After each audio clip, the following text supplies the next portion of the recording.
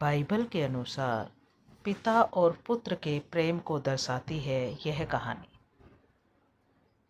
लूका में एक कहानी है जिसमें एक पिता अपने पुत्र को कितना प्रेम करता है।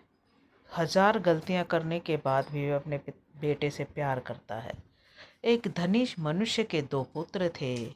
छोटे पुत्र ने अपने पिता से अपनी संपत्ति का हिस्सा मांगा। पिता ने उसे उसकी संपत्ति का हिस्सा उसे दे दिया।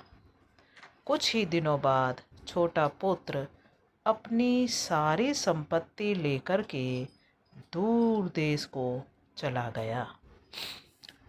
वहाँ जाकर उसने ऐशो आराम और बुरे कामों में अपनी सारी संपत्ति को खर्च कर दिया, उड़ा दिया।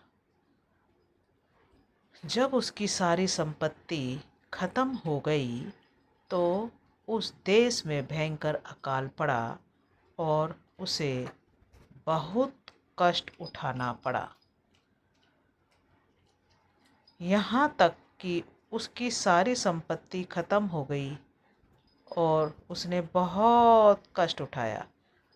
वह एक व्यक्ति के वहाँ लग गया जिसे उसने सूअर चराने का काम दिया और वह सूअरों का चारा भी खाना चाहता था, लेकिन उसे वह भी नहीं मिलता था।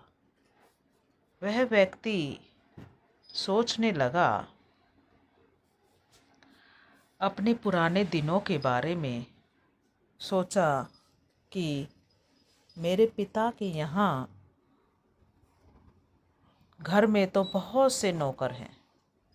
वह उठ खड़ा हुआ और निश्चय किया कि मैं अपने देश वापस लौट जाऊंगा, वापस चला जाऊंगा।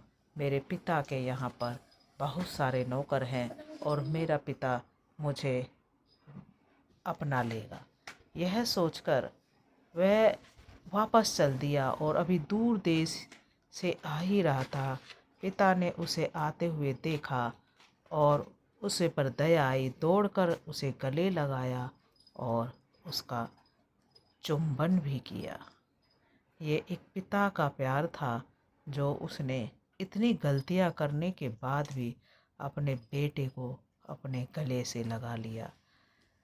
यह एक बहुत ही मशहूर कहानी है बाइबल में, जो एक पिता और बेटे के प्यार को दर्शाती है।